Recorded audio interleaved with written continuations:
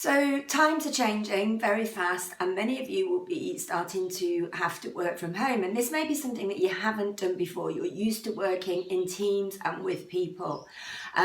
Now it's not a scary thing. It can be a real positive thing, but we need to be mindful and we need to put some things in place so that we can work at home successfully and still keep in contact with people. When I first started working from home, I had a whole coaching session around it because I was really worried about working from home. I'm a real people person. I like to be surrounded by people. I feed off their energy. I feed off their ideas. But when I started to think through what I could do to make working at home a pleasurable experience and enjoy it but still keep connected, it actually didn't seem that daunting. And you know what? I love working from home now. So some things for you to consider if you're going to have to start working from home.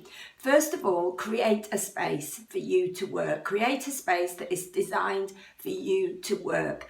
And that may not be easy in your household, but just see if you can clear some space and have a clearly defined space that you can go and sit and you can do your work in peace and quiet and with some good lighting and maybe, with a window so that you can see outside.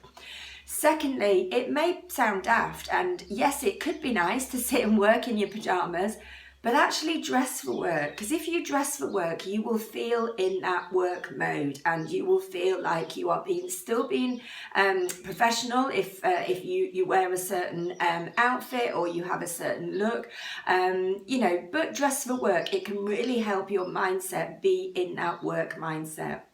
Make sure you have a clear start and finish to your day. Make sure that if you're going to start at 9 and you might finish at 5, or you might want to start at 8 o'clock because you're really productive in the morning and finish at 4. But be clear with your start and finish times and don't be tempted to work through the evening. You still have to find that work-life balance. Create a list and a plan for the week and break that down into your daily tasks. What are you going to do each day? And just be flexible, especially as we know we all need to be flexible at this time. Really important, schedule in your breaks, your tea breaks, your lunch breaks. Make sure you hydrate regularly, so have water with you all the time. Yes, have your tea and your coffee, but you need to drink water. Have water with you all the time. And make sure you eat as well. Make sure you're not grabbing that unhealthy snack. Make sure that you've stocked up on some healthy stuff to keep you healthy and hydrate. And also schedule in an exercise break. If that's not something that you normally do, schedule that in. If you're self-isolating, maybe go out and do a few laps of the garden or whatever outdoor space you've got, or just step outside and breathe in that fresh air. If you can't do that, if you live in a flat, if you live in a tower block, walk up and down the stairs. Just do something to get you moving. Put some tunes on, have a boogie, whatever it is, get yourself moving, because that will help you as well. We need to keep exercising.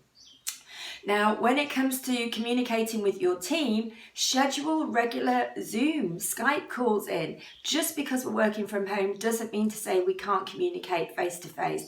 Communicating via Zoom and Skype, you can have your coffee, you can communicate, you can all see each other, you can all talk to each other, and it's a really great way to keep connected. So schedule in those calls so that you don't start to feel lonely. If it has to be a daily call, so be it. Have it as a daily call. If it's a couple of times a week, but just make sure you schedule that in. So keep connected as well via phone, email, post. I think we've forgotten how to write letters and send postcards, but you can keep in touch by post. And obviously social media, but be mindful of not getting sucked into stuff and then before you know it, you've wasted an hour on social media. If you're going to go on your social media, make sure it's productive time. Make sure you set a timer, do a little bit, and then walk away from it, do something different. And embrace the new and find the positive in your day. That's really, really important. Find that positivity in your day that you can hold on to. Start journaling. Journal about your experience of working from home. It might help you. It might help other people. Maybe even start a blog. Whatever works for you, but find the small things that you can be grateful for and create some positivity in your day. Working from home might be a challenge at first, but if you really think about those things that I've mentioned and just take some time out for yourself to think and plan how you're going to work moving forward, it can be a really positive experience. And it doesn't mean to say that we can't be connected. You might also find that you're really more productive because you're not gossiping or whatever.